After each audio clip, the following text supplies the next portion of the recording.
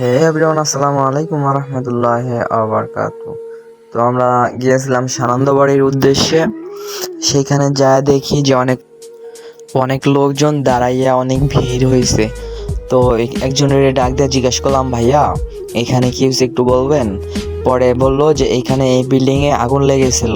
তো আমরাও যায় দেখলাম যে ফায়ার সার্ভিস, সামনে ফায়ার সার্ভিসের গাড়ি। তো এই বিল্ডিংটা মূলত হইতেছে যে এটা হলো বকুলের সানন্দবাড়ি, দেওয়ানগঞ্জ, জামালপুর।